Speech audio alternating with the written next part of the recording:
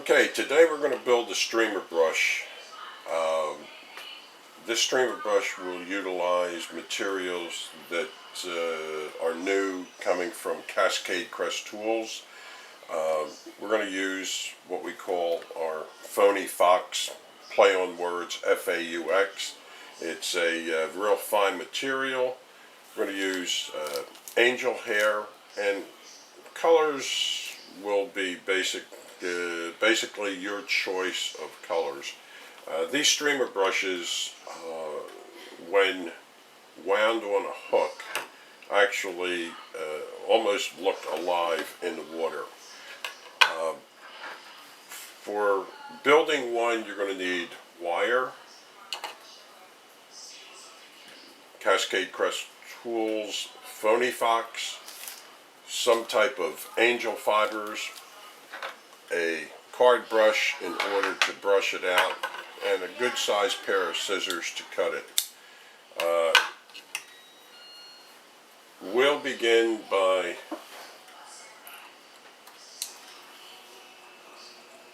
winding some wire, getting it started.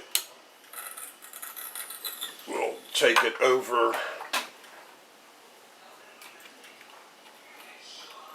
drop it down, and let it set in place. We'll bring the tray up into place, and now what I would like to do is cut off, and notice I have my bench marked in different spots. I'm going to cut this about 1.5 inches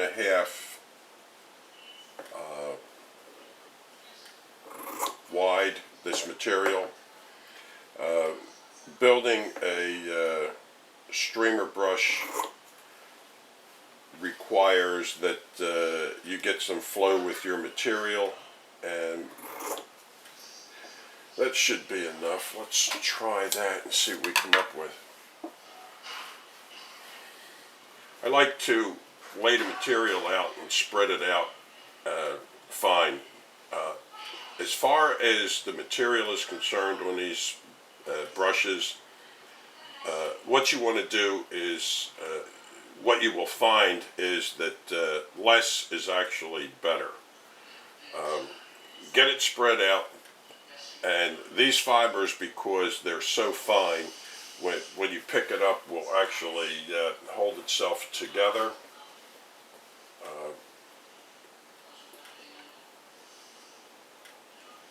Try to get it thinned out as much as possible. You don't want to get too much material in here, because it just makes a real dense brush, and it becomes too difficult to wind onto the hook.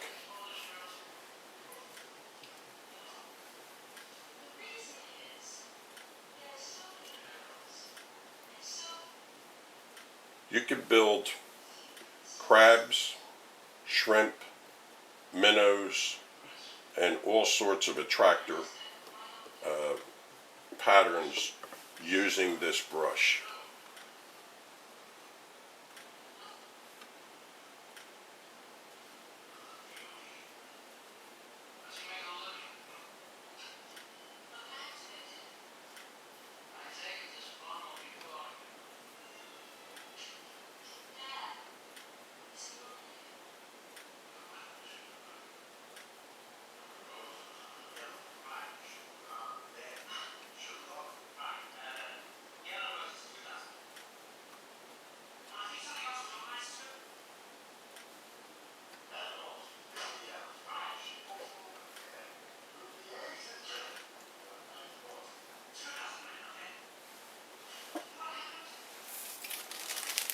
We'll add a little flash, and it does not need much flash.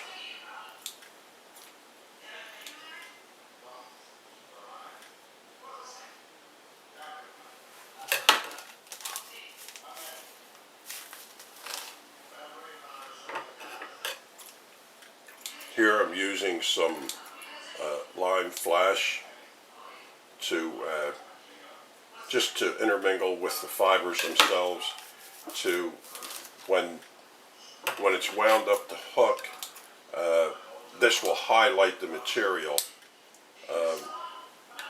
You find that if you took white, you could change the actual color of the white into just numerous colors by the addition of different colors of flash. Bring the wire back.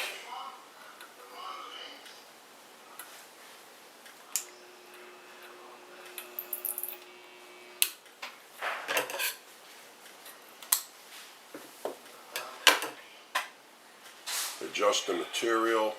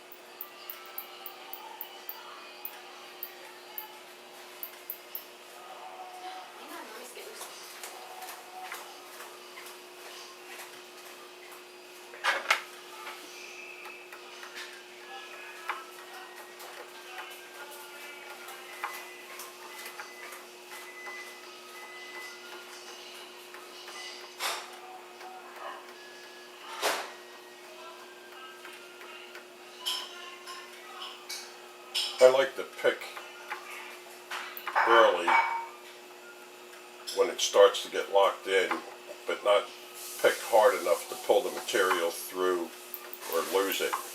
There will be a small amount of material that will be lost, but for the most part, this brush will retain probably 99% of the material that is wound in here.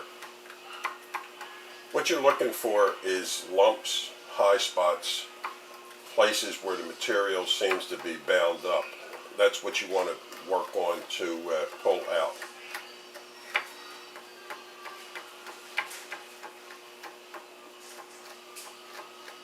All the while winding this, I want to make sure that I don't get to the point where I pull material loose. It puts a void in the entire brush, and that's what you want to stay away from. It's one of the reasons why you don't want to overdo the material, and another reason why you don't want to do entirely too much brushing too early. On my machine here, I have marks on it so I know where it's safe to start brushing, and I have it marked when I know it's getting close to where the drive that is attached to the spring is getting near the end.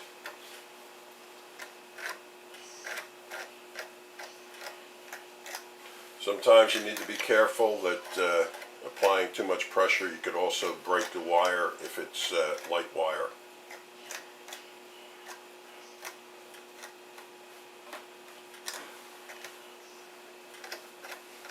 I'm getting down to where I would consider it my danger point, that I may be at a point where I could actually break the wire. If that should happen, hopefully it will break close to the hook here where it normally would do, or right up here close to where it's connected on the right hand side. Using a electric streamer brush machine gives me a chance to actually allow it to work with without having to spin it by hand, where I could keep brushing and pay attention to the places that I need to brush out without having to pay attention to reaching over and spinning it. I kind of like it a lot better. Well, I'm getting pretty close to where I'm pretty much done with my spinning, so I'm going to go ahead and shut this off and kind of like brush the rest of it out. The reason that I designed this streamer machine the size that I did as opposed to the smaller ones, which basically build an 8 or 9 inch brush, is because I don't want to take the time to build a brush that I'm going to tie flies with, that I can only tie 2 or 3 flies with when I get done with it. One of these brushes now will build as many as 8 flies, and while I seem to be taking my time with it, the truth of the matter is this brush is ready to be applied. This color will work great on crab patterns, toads, minnow patterns, tails for minnows. In larger sizes, I could tie this up for tractor patterns for South America, payara, and peacock bass. I could use these for heads on snook, redfish, speckled trout flies, of which I build them all the time. But there you have it. It's pretty much completed. You can see that the amount of material in the brush is not that great. And if I go like this here, you can see what came out was a residue of a lot of flash that broke loose. And there you have a dubbing brush machine, or a streamer brush machine, built by Cavalier using all Cascade Crest items. The wire comes from Cascade Crest, the angel fibers come from Cascade Crest, and this material, this phony fox, has one supplier, and that's Cascade Crest. I can assure you this is one heck of a smooth, live looking material in the water. There it is.